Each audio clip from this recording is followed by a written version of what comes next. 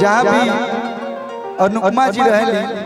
तहाँ एक लाइन ही हम जरूर गाइना, चाहे जहाँ हम रहना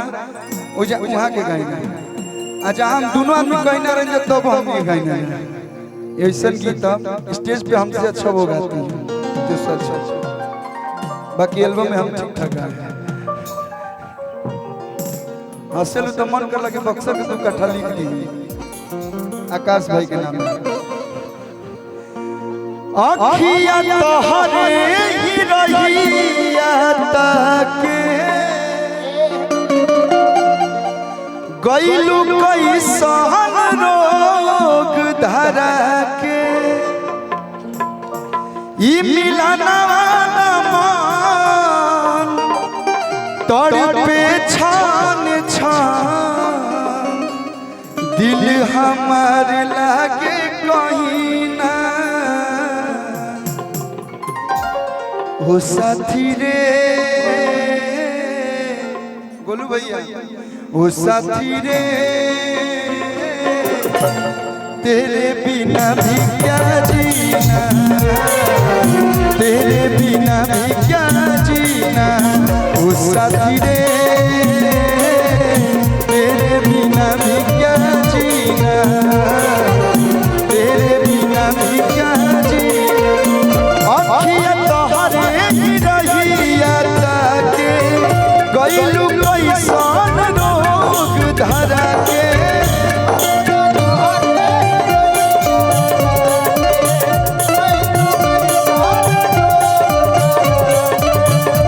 ई मिलनवा तड़पे छन छन दिल हमार लागे कहीं ना हो साथी रे तेरे बिना भी क्या जीना, तेरे बिना भी क्या जीना हो साथी रे तेरे बिना भी क्या जीना,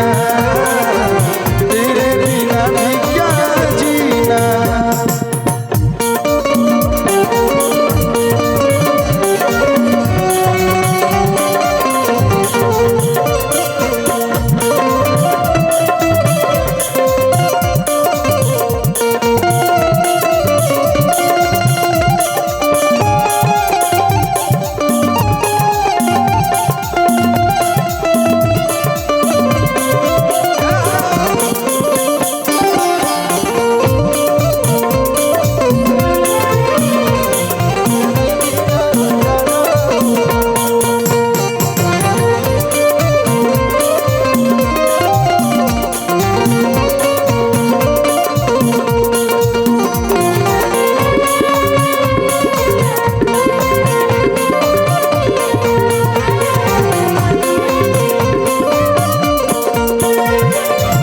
जो आदमी सच्चा प्यार किया रहता है ना भैया, वो जब रिलेशन में रहे तो हमारी गलती से मजबूरी में रिश्ता, ऐसा नहीं है कि हमेशा लड़की ही गलत हो, मजबूरी होती है, लड़का लड़की दोनों भी गलत हो सकते हैं। जोड़ी ऊपर वाला बना के भेजेला, नीचे वाला कतनो चाह दे, लैला मजनू हीर रांझा श्री फरहाद एक ना हो सके। प्यार में आधा प, इश्क में आधा, सब मोहब्बत में आधा ब। जब शब्द पूरे नहीं तो ये रिश्ता कैसे पूरा हो सकता है।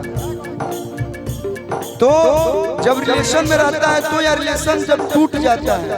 तो असल प्यार का मतलब है कि उस प्यार का सम्मान करना, जो आजकल कम लोग कर रहे हैं। हमको तो हम तो प्यार मोहब्बत से बहुत दूर रहनी मोहन भैया। उमीर भाई बाबू बियाह करा देने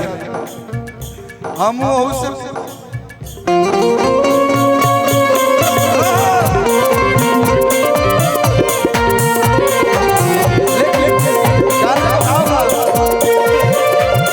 जिनकी लागे जन्नत जैसन रहेलू जब पास हो, पति से जुड़ल भरल बा इतना मिठास हो।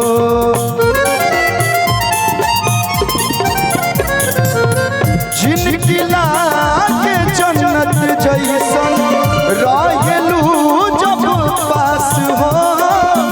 बतिये से जुड़ा जियरा भरल बा इतना मिठास हो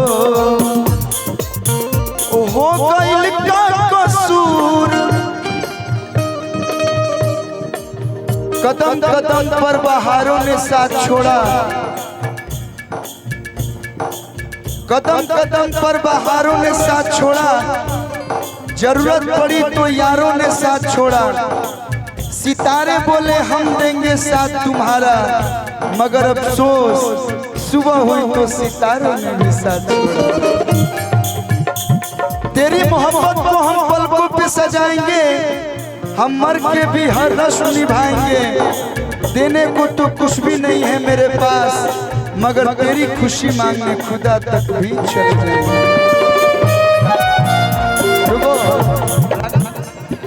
कौन समय बा हो गइल का कसूर काहे इतना गुरूर बस इतने बता दो हसीना ओ साथी रे तेरे बिना भी क्या जीना तेरे बिना भी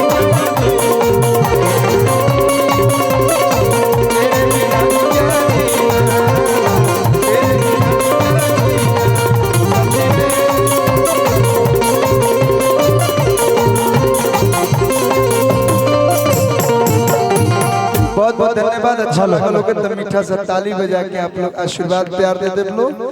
और आवाज के माध्यम से पूरे दुनिया में मान सम्मान बढ़ा रही है आप लोग के पहले हम ना मुहूर्त कर दिए गाली गीत का एगो भैया मना करना तो हम रुक गए नहीं मनोहर बेला भाई हमारे धनंजय भैया प्रकाश चौबे जी स्वागत बा आपके बिट्टू भाई सब लोग के स्वागत निहाल भैया आई उनके भी स्वागत सब लोग के स्वागत आई दो लाइन एकदम चटपट अरे सुन ली बलम जी फरिया के गोबा कि ये टूटल चरपाई पना कटी हमसे तो चुभे अरे सुनियन से बताना हो चुभे अरे सुनियन से बताना सैया चुभुर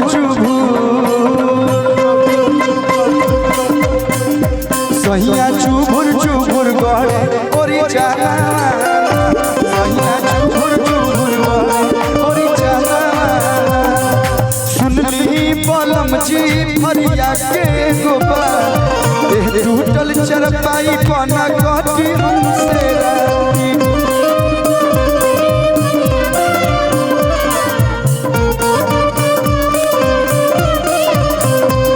हाँ सुनली बलम जी फरिया के गोबा टूटल चरपाई पना कटी हमसे चुभे सुनियन सौ से बताना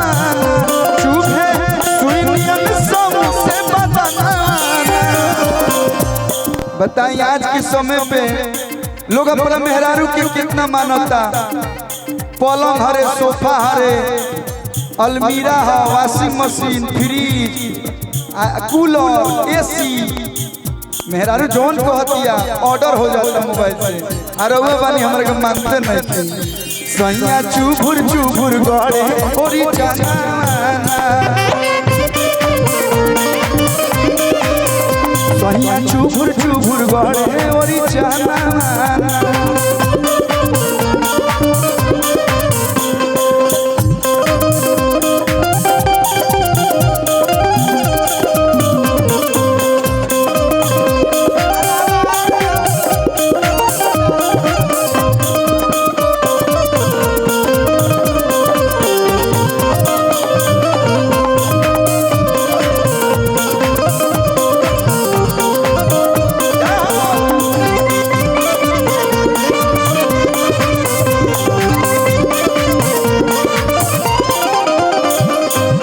औरतिया कहतिया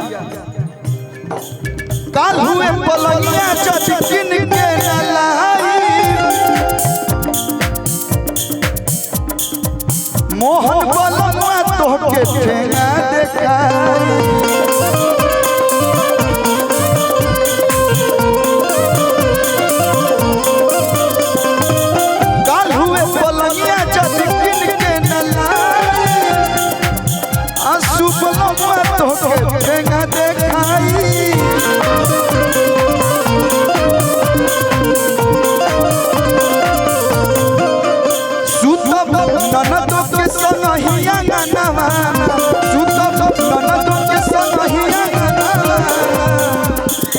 सैया चुभुर चुभुर